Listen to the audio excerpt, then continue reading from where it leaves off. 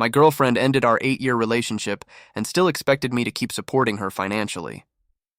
Instead, I cut her off and watched karma do the rest. What's up, Reddit? I'm Shawn, 32 male. Earlier this year, my girlfriend of 8 years completely blew up our relationship. 8 years, gone in an instant. I was planning to marry this woman. Monica, 31, didn't even have the decency to start a fight or give me any kind of warning. Nothing. One Thursday evening, she came home from her sister's place, sat down on the couch we'd bought together 3 years ago, looked me dead in the eye and said, "I don't love you anymore." I haven't for a while. That was it. No buildup. No emotion. Just done. She said it the same way someone would tell you they've switched to oat milk. Casual, detached, like it was no big deal. Meanwhile, I just sat there, drink halfway to my mouth, trying to process what the hell just happened. I asked her if I'd done something wrong. If there was someone else. If she wanted to try counseling. Anything. She just shook her head, completely bored, and said, "No, you didn't do anything wrong." Then came the kicker. She'd outgrown the relationship and needed to find herself. I've never felt so blindsided in my entire life. Sure, we weren't perfect, but we were good. Or at least I thought we were. I loved this woman. I built my entire adult life around her. Hell, I'd been supporting her financially for 6 years straight, ever since she decided that corporate life wasn't fulfilling her soul and quit her marketing job. And I was fine with it. I loved her. I truly believed we were building something together. Apparently, I was the only one who thought that. My best friend Brendan had actually warned me about a year ago when Monica started getting really into Instagram, posting those vague, know your worth quotes and don't settle captions. He pulled me aside at a barbecue and said, "Bro, I'm just saying, keep your eyes open." I brushed him off, told him he was being paranoid. Now I wish I'd listened. So there I was, sitting across from the woman I'd spent nearly a decade with, watching her act like she was doing me a favor by ending things.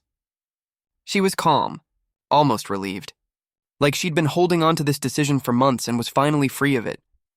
I asked her one last time if this was really what she wanted. If there was anything I could do. She nodded and said, "Yeah, this is what I want. I need space to grow." I was paying for everything in her life, and she needed space to grow. That's when it hit me. There was nothing left to say. I wasn't about to beg someone to stay if they didn't want to be here. That's not who I am. So I told her straight up, pack a bag and go stay at your sister Christine's place.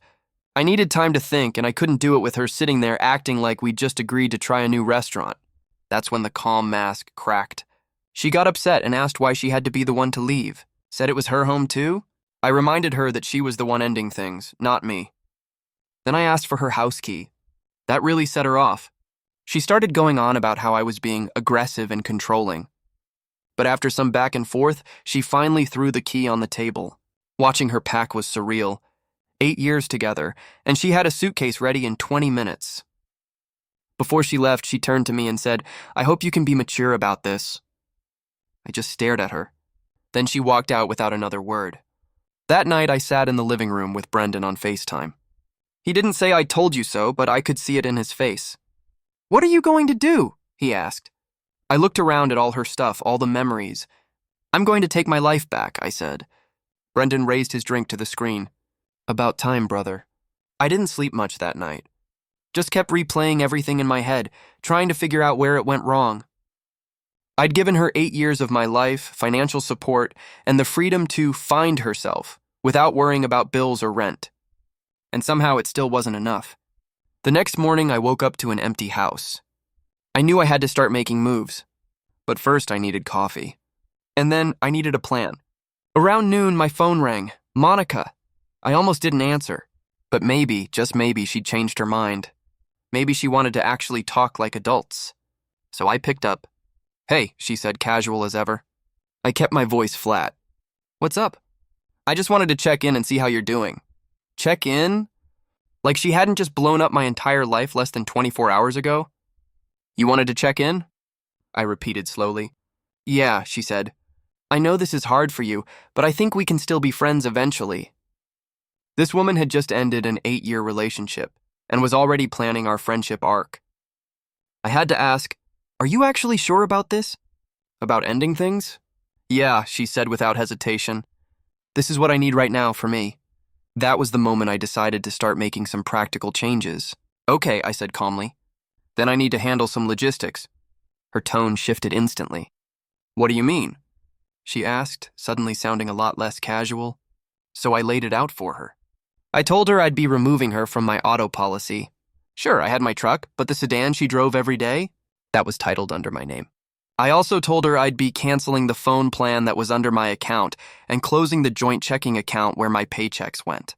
This wasn't revenge. It wasn't spite. It was just basic common sense. We weren't together anymore, so why would I keep paying for everything? What, are you serious right now? Her voice shot up about 3 octaves. Yeah, I said. I'm serious. Why would I keep paying for your stuff when you just ended our relationship? Because you're not a child, she snapped. God, I knew you'd make this difficult. You're being so petty. It's not petty, I said, keeping my voice level. It's reality. You can't expect me to keep taking care of you financially when you've decided you don't want to be with me. That's when she went off. She started yelling about how I was trying to punish her for breaking up with me, how I was being vindictive and cruel, how she'd sacrificed so much for our relationship, and this was how I was treating her. I reminded her that her main sacrifice was quitting her job 6 years ago to find herself, and then living off my money ever since. That didn't go over well. She called me a jerk and hung up. Over the next few days, I actually followed through. First stop, the insurance company. I removed her from my policy. Then I went to the phone store and canceled her line.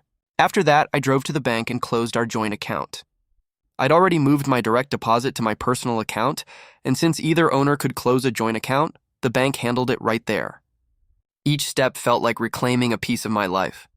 My phone, though? It blew up with messages from her. Paragraph after paragraph about how heartless I was. How I was making her life impossible. One message said, "You're literally leaving me with nothing. How am I supposed to survive?" I didn't respond. Through my buddy Brendan, I found out she was staying with her sister Kristen and apparently losing her mind. Kristen was fully on Monica's side, saying I was being abusive for cutting her off financially. According to Kristen, I was a narcissist for not continuing to support Monica after the breakup. The nerve these women had. Monica had started applying for jobs, but after 6 years out of the workforce, nobody was calling her back. Her resume was basically a crime scene. About a week after the breakup, she called again, from Kristen's phone this time. I almost didn't answer, but I figured I might as well get it over with. "I need to talk to you about the car," she said. No hello, no small talk. Straight to business. "What about it?" I asked. "I need you to let me use it," she said. "Just until I can get back on my feet and save up for my own." I actually laughed, out loud. "You want me to let you use my car?" "You have your truck," she said, like that somehow made her request reasonable. "You don't need both. I need to get to job interviews," she added. "Then take an Uber," I said. "Are you kidding me right now? Do you know how expensive that is?" "Not my problem," I told her. "You wanted to end things. You wanted independence. Well, independence means figuring out your own transportation." "You're such a jerk," she hissed. "I can't believe I wasted 8 years with someone so heartless." "You didn't waste anything," I said evenly. "You had a free ride for 6 of those years. Now the ride's over." She hung up on me again. By the end of that week, I'd cut every single financial string that connected us. The car was mine. The phone was disconnected. The bank account was closed. That weekend, Brendan came over. We sat on my back patio with a couple of beers. "How you feeling?" he asked. I thought for a second. "Honestly? I feel free," he nodded. "Good. That's exactly how you should feel. Now let's celebrate that." About 10 days after the breakup, Monica texted saying she needed to come get the rest of her stuff. I wasn't thrilled about seeing her again, but I wanted her belongings out of my house, so I agreed. Told her to come by Saturday afternoon. She showed up at 2 with Kristen in tow for moral support. The second I opened the door, Kristen gave me this disgusted look, like I was something stuck to her shoe. "Shawn," she said coldly. I just nodded and stepped aside to let them in. I kept the door open and stayed in the living room. Last thing I needed was some "he locked me out" drama. Monica walked past me without saying a word and headed straight to the bedroom. I heard drawers opening and closing. Kristen stayed in the living room, arms crossed, glaring at me like she was my parole officer. "You know, you're handling this really poorly," she said after a minute. "Am I?" I asked. "Yeah, Monica's really struggling right now and you're just making it worse." She ended things, Kristen, not me. That doesn't mean you get to be cruel about it. I just stared at her. The mental gymnastics these two were doing could win gold medals. I'm not being cruel, I said. I'm just not funding her lifestyle anymore. You're being a jerk, Kristen snapped, then turned and walked toward the bedroom to help Monica pack. I stayed in the living room, scrolling through my phone, waiting for this whole circus to be over. After about half an hour, Monica came out of the bedroom dragging a suitcase behind her and carrying my laptop under her arm. My laptop. Whoa, what are you doing with that? I asked, standing up. I'm taking it, she said matter-of-factly. I use it all the time for job applications. That's mine. I bought it. You have your work laptop, she countered. You don't need this one. Doesn't matter if I need it or not. It's mine. Put it back. Kristen immediately stepped between us. Oh my God, Shawn, just let her take the laptop. You're being ridiculous. I'm being ridiculous. I looked at Kristen, then back at Monica. You're literally trying to steal my stuff and I'm the ridiculous one? It's not stealing, Monica said, her voice rising. We were together for 8 years. This stuff is basically shared property. No, it's not, I said flatly. I paid for it with my money. That makes it mine. That's when I noticed her suitcase looked way too full. I walked over and unzipped it before either of them could stop me. Sure enough, it was packed with stuff that wasn't hers. My wireless headphones, the nice set of kitchen knives I bought last year, my Nintendo Switch and games, a designer watch my parents gave me for my 30th birthday, even some of my clothes. I started pulling things out one by one. Want to explain this? Monica's face turned red. Those are things I gave you, she said. You gave me my own watch? The one my parents bought me? That's impressive. I held it up. I'm talking about the other stuff. The headphones I bought on Amazon. The knives from Williams-Sonoma. My gaming system. I held up a hoodie. My college hoodie from a school you didn't even go to. Kristen jumped in. She uses those things all the time. You're seriously going to fight over every little item? Yeah, Kristen, I am, I said, my voice calm but firm. Because they're not hers to take. And then, right on cue, Monica started crying. The waterworks came instantly. She launched into this emotional speech about how heartless I was being. How after 8 years together, I was nickel and diming her over a few items. How she couldn't believe how much I'd changed. I just stood there holding my watch and my headphones, feeling absolutely nothing. You can take your stuff, I said finally, but everything else stays here. You're unbelievable, she snapped through tears. Kristen crossed her arms. She's right. You have changed. The old Shawn would never act like this. The old Shawn was an idiot, I said. And that version's retired. Monica looked at Kristen with this dramatic, wounded expression, then back at me. I hope you're happy with yourself, she said. I'm getting there, I replied. They spent another 20 minutes repacking the suitcase, this time with only her actual belongings. The whole time, Kristen kept muttering under her breath, throwing snide little comments about how petty I was being. When they finally left, Kristen turned back at the door. You know what? You deserve to be alone, she said coldly. Then they were gone. I stood there for a moment, then started laughing. Brendan had been right all along. I should have done this years ago. That night, Monica sent me a novel of a text message. 5 full paragraphs about how I'd shown my true colors.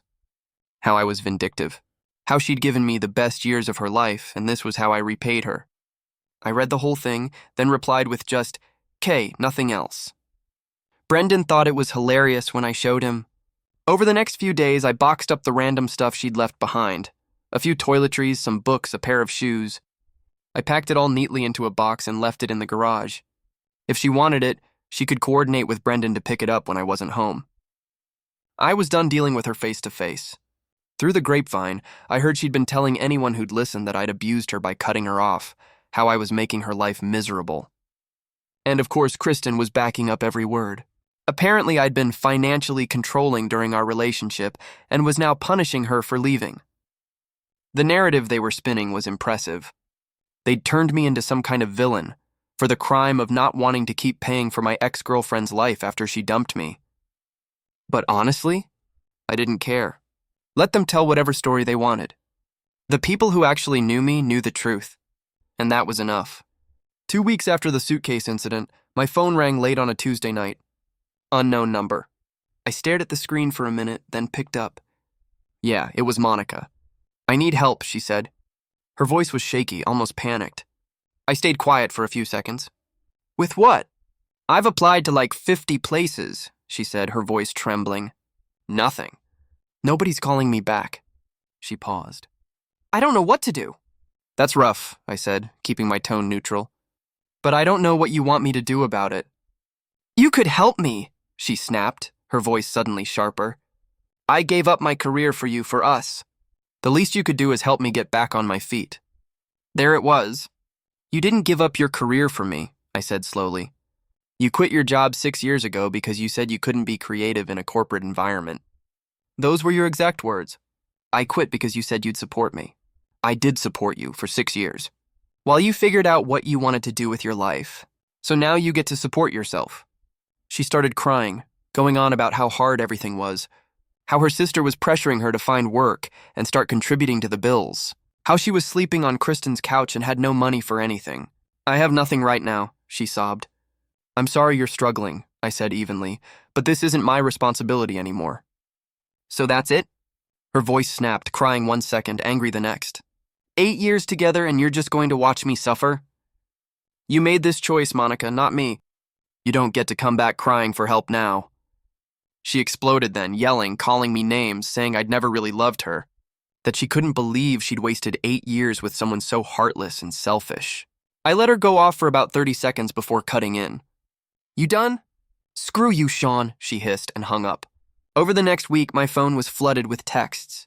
At first, they were emotional. Apologies, regret, long messages about how she missed me. But when I didn't reply, her tone changed completely. The text turned bitter. I was heartless, cruel, a narcissist, an abuser. She said I was ruining her life on purpose, and that karma would come for me eventually. Oh, the irony. I showed them to Brendan one night over dinner. He scrolled through the messages, shaking his head. Bro, this is psycho behavior. Yep. You gonna respond? Nope. Good man, EDL. Through our mutual friend Mike, I started hearing more details about what was going on with Monica. Kristen had apparently given her an ultimatum. Find a job and start contributing to rent and bills within 3 weeks, or get out. Monica was spiraling, applying everywhere she could think of. But after 6 years out of the workforce, her resume was basically radioactive. Mike told me she'd had a complete breakdown at a friend's birthday dinner. Started crying at the table about how she'd ruined her life and how unfair everything was. Her friends tried to comfort her, but she just kept going on about how I was destroying her future by cutting her off. The victim mentality was unreal. Then about 3 weeks after our last phone call, I was home watching a game when someone knocked on my door. I wasn't expecting anyone, so I peeked through the window. It was her. She looked rough, hair messy, eyes puffy, wearing sweatpants and an old t-shirt that looked like she'd been sleeping in it. I opened the door but didn't invite her in. What do you want? I need to talk to you, she said, voice trembling. Please. I hesitated, then stepped aside. She walked in and sat on the edge of the couch, hands shaking. I can't do this anymore, she said. I've tried everything, but I can't find work. Nobody will hire me. Kristen's about to kick me out. I have nowhere to go. I waited, knowing exactly what was coming next. I made a mistake, Shawn, a huge mistake. I thought I wanted something different, but I was wrong. I miss what we had. I miss you. I still love you. Her words just hung there. But instead of feeling anything, I just felt tired. You don't love me, I said. You love not having to work or worry about bills. That's not the same thing. That's not true, she insisted, tears welling up again. I really do miss you, miss us. Monica, you told me you didn't love me anymore. You said you'd outgrown the relationship. You ended things, and now you want back in because reality hit you, and you realized how good you had it. I can change, she said desperately. I'll get a job. I'll contribute. I'll do whatever you want. I stood up. I don't want anything from you. I'm done. You made your choice, and now you have to live with it. She started begging then, saying she'd do anything to fix things, that she'd made a terrible mistake and deserved a second chance. But I wasn't interested. I'd given her 8 years. That was enough. You need to leave, I said, walking to the door and opening it. She sat there for a few seconds, tears streaming down her face. When she realized I wasn't changing my mind, she stood up and walked toward the door. As she passed me, she stopped, I hope you find someone who deserves you, she said quietly. Already working on it, I said. Then she left. As the door closed, I felt this massive weight lift off my shoulders. For the first time since the breakup, I felt like I'd finally closed that chapter. After that final conversation with Monica, I knew it was truly over. She'd come crawling back, hoping to slide back into the comfortable life I'd provided. But that life was no longer hers to live. But I wasn't that guy anymore. A few days later, Brendan texted me saying Kristen had finally kicked Monica out. She'd blown past the deadline to find work and had been freeloading for over a month. Kristen had apparently given her some cash and told her to figure it out.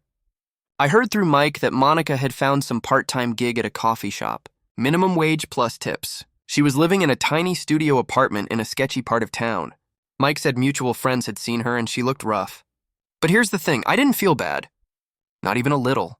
Around that same time, I started seeing someone new. Her name's Harper, and I met her through Brendan's girlfriend, Rebecca, at a casual get-together. At first, I wasn't sure if I was ready to date again.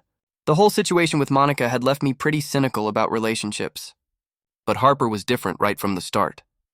She's 29, works as a civil engineer, owns her own condo, and drives a car she bought herself. She's smart, funny, and actually has her life together. Being with Harper felt like breathing fresh air after being stuck in a stuffy room for years. She had goals, ambition. She wasn't looking for someone to fund her journey of self-discovery. When I told her about Monica and the breakup, she was shocked. "You supported her for 6 years?" she asked. Like, fully supported her? Yep, everything. Harper shook her head. That's wild. I can't imagine not working. I'd lose my mind. That's because you're a functional adult, I said. She laughed. Fair point. Things with Harper moved at a healthy pace. No drama. Just two people getting to know each other and seeing where it went. Brendan approved immediately. Bro, this one's a keeper. He wasn't wrong. Then, about 2 months into seeing Harper, I got a text from a number I didn't recognize. It was a long message, emotional, rambling. I scrolled to the bottom and saw it was signed with Monica's name. She'd gotten a new number. The message was the same old story. She was struggling, barely making rent. She'd made a huge mistake leaving me. Could I please consider letting her move back in, just temporarily, until she got back on her feet? She even added that she was happy I'd moved on with Harper, as if she wasn't trying to get back together in the same breath. I showed it to Harper. We were having dinner at my place when it came through. What are you going to do? She asked. Nothing. I'm not even responding. A few days later, we were grilling in the backyard when someone knocked on the front door. We weren't expecting anyone. I walked through the house and looked through the window. Monica, of course. I opened the door but didn't step aside to let her in. What are you doing here? I texted you, she said. You didn't respond. That was intentional. She looked past me and saw Harper standing in the living room. Her expression shifted from desperate to bitter in about 2 seconds. So that's her, she said coldly. What do you want, Monica? I asked. She looked back at me, eyes welling up with tears, right on schedule. I need to talk to you privately. There's nothing private to discuss. Say what you need to say or leave. She glanced at Harper again, then back at me. Fine, I need help. I can barely afford to live. My job doesn't pay enough. I'm behind on rent. I don't know what else to do. Get a second job. Figure it out. You can't be serious right now. I'm completely serious. Her tears turned to anger. You don't care at all, do you? After everything we went through together, you're just going to watch me struggle and do nothing. Monica, I'm not your boyfriend anymore. I'm not responsible for your life. You made that very clear when you ended things. She looked at Harper again. So, you've already replaced me. That was fast. No, I moved on. Harper walked up beside me. Look, Monica, she said calmly. I don't know you, but it sounds like you're trying to make your problems Shawn's problems. That's not really fair. Monica's eyes went wide. Are you serious right now? You've known him for like 5 minutes. You don't know anything about our relationship. I know he supported you for 6 years and you dumped him, Harper said, still calm. And now you're back because things didn't work out the way you planned. Monica looked between us, her face red. You're both horrible people. You deserve each other. Appreciate that, I said, and then I closed the door, right in her face, mid-rant. Harper and I stood there for a moment, listening to Monica yell something through the door. Then footsteps. Then silence. Well, that was fun, Harper said. Welcome to my life. She smiled.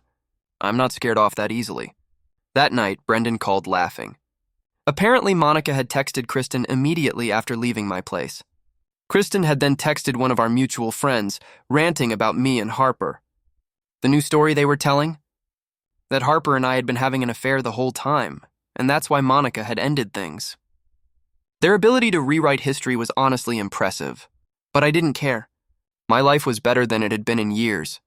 I had a woman who actually contributed to the relationship. Monica could tell whatever story she wanted. I was done playing a role in her narrative. About 3 months after that second confrontation at my house, I'd pretty much forgotten Monica existed. Life with Harper was great. We'd taken a trip to Colorado, met each other's families, and started talking about moving in together eventually. Brendan and Rebecca had become good friends with Harper, and my life had completely turned around. Then one night, Brendan called with news. Bro, you are not going to believe what happened to Monica. I don't really care what happened to Monica, I said. But I'll admit, I was curious. Just trust me, you want to hear this. Apparently, Monica had started dating someone new about a month after she showed up at my place that second time. Some guy named Adrian, all over her Instagram. Designer clothes, expensive watches, luxury cars, the whole 9 yards. She must have thought she'd hit the jackpot. Except Adrian wasn't who he claimed to be. Not even close. At first, everything looked perfect from the outside. He was showering her with gifts, taking her to fancy restaurants, flying her to Miami and Vegas for weekend getaways. She was posting about it nonstop. Stories, reels, captions full of soft launches and humble brags. Kristen was right there in the comments hyping her up like, yes, queen, finally living your best life. But here's where it gets good. Adrian was completely broke. The designer clothes? Knockoffs or rented. The cars? Leased or borrowed from friends for photo ops. The trips? Paid for with maxed out credit cards and personal loans. The watch collection? Fake as hell. The guy was running a full-on scam operation. Brendan's girlfriend, Rebecca, had stayed loosely in touch with Kristen, who of course couldn't stop bragging about how well Monica was doing. But then the story started to change. Adrian had begun asking Monica for money. Small amounts at first, 100 here, 50 there. He'd spin some story about how his money was tied up in investments or waiting for a big deal to close. Then it escalated. He convinced her to open a credit card in her name, told her it'd be good for their future, that they could use it together, build their credit, build their life. And she fell for it. Completely. She opened a card with a $10,000 limit and handed it right over. Within 3 weeks, it was maxed out. Adrian told her not to worry, that he'd pay it off once his deal went through, but there was no deal. Adrian was a professional mooch, a scammer who preyed on women desperate for a high-value man. And Monica? She painted a target on her own back by constantly posting about how she wanted someone to match her energy. But it gets worse. Adrian had friends, sketchy friends, who started coming around all the time. Crashing at Monica's apartment, borrowing money, using her car, eating her food, treating her place like a halfway house. She tried to keep up with their lifestyle, thinking it would all pay off eventually, but the debt just kept piling up. Then one day, Adrian ghosted her. Just vanished. Phone disconnected. Social media wiped clean. Gone. Left her with a maxed-out credit card, his freeloading friends still camping out in her apartment, and a bunch of angry people looking for him. Turns out Adrian's friends weren't just freeloaders, they were loan sharks. The kind of guys who lend money with serious interest. And when Adrian disappeared, they came looking for someone else to collect from. Mike called me one night and told me what happened next. Apparently 2 guys showed up at Monica's apartment looking for Adrian. When she told them he'd left and she didn't know where he was, they said that didn't matter. She'd been living with him, benefiting from his money, so she was equally responsible. They gave her 2 weeks to come up with $5,000 or there would be consequences. She panicked and called Kristen, who told her to go to the police. But Monica was terrified. These weren't the kind of people you called the cops on without making things worse. She tried everything, calling Adrian from different numbers, going to his last known address, asking around his friends. Nobody knew anything, or they weren't talking. She was completely alone, holding the bag. When I heard all this, I felt complicated. Part of me felt bad. No one deserves to be scammed or threatened. But another part of me couldn't help thinking, This is exactly what happens when you spend your life looking for someone else to solve your problems. She wanted the easy life, someone to fund her lifestyle so she wouldn't have to work for it. And she found exactly that with Adrian. The only problem? He saw her the same way she used to see me, as a resource to be used. The karma was almost poetic, but it wasn't done yet, because what happened next was even better. The situation with Adrian got worse before it got better. Way worse. According to Mike, Monica had to sell most of her stuff just to scrape together enough money for those guys Adrian owed. The designer bags he'd bought her? Replicas worth maybe $50 each. The jewelry? Fake. Everything he'd ever given her was worthless. She sold her TV, her laptop, furniture, anything of value. Even pawned some things her parents had given her. Altogether, she made about $3,000. She managed to negotiate with Adrian's friends to take $3,000 up front and payments on the rest. They agreed, but made it very clear what would happen if she missed a payment. So she picked up a second job, started working doubles, coffee shop by day, waiting tables by night. Her Instagram went dead silent. No more nightclubs, no more beach trips, no more soft life posts. Kristen stopped commenting altogether. Even she was tired of the endless drama. But the real kicker? The credit card company sued her for the entire $10,000 Adrian had blown through. She tried to argue it was fraud, but her name was on the account, and she'd willingly given him access. Legally, it all fell on her. She ended up having to set up a payment plan that would take her years to pay off. A few months slid by after that. Enough time for the Adrian fallout to crater completely and fade into background noise. Meanwhile, I was thriving. After months of dating, Harper and I decided to move in together. She sold her condo, and a few weeks later, we closed on a place, our place, and moved in. 50-50 partners. Joint account. We both contributed equally. Shared bills, shared responsibilities. It felt like for the first time, I was experiencing what a real adult relationship was supposed to be. Brendan and Rebecca had gotten engaged, and they'd asked Harper and me to be in the wedding party. My career was taking off. Life was genuinely good. Then, about 4 months after the Adrian situation imploded, I was at a sports bar with Brendan and a few friends watching a game when I felt a tap on my shoulder. I turned around and there was Monica. "Shawn," she said softly, "can we talk?" Brendan immediately stood up. "No, we're good." "It's fine," I said, holding up a hand. Then to her, "You've got 2 minutes." She looked around at my friends, then back at me. "I just wanted to say I'm sorry for everything. You were right about everything." "Okay," I said flatly, not giving her anything. "I made so many mistakes," she continued. "I just wanted you to know that I know that now." "Okay, is that it?" She looked frustrated. "That's all you have to say? What do you want me to say, Monica?" "I just thought you'd want to know that I realize what I lost." "I don't care what you realize," I said, my tone flat as stone. "You lost something good because you took it for granted. That's on you. I'm not interested in being your shoulder to cry on." "I'm not asking for that," she snapped, her voice rising. "I'm just trying to apologize." "Cool, apology acknowledged. Anything else?" She stood there for a second, like she wanted to say more. But then her eyes shifted past me and I saw her expression change. I turned around, and there was Harper, walking in with Rebecca. They'd been out shopping and were meeting us for dinner. Harper came up and kissed me. "Hey, babe." Then she looked at Monica. "Oh, hi, Monica."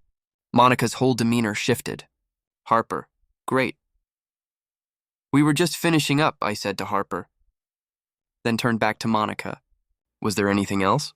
"Yeah, actually," Monica said, that bitter edge creeping back into her voice. "How long were you two together before you started dating?" "Just curious." Harper laughed. "We met months after you guys broke up. But I'm sure you've already created whatever story makes you feel better." "I'm sure Shawn filled your head with all kinds of things about me," Monica fired back. "Actually, he barely talks about you at all," Harper said.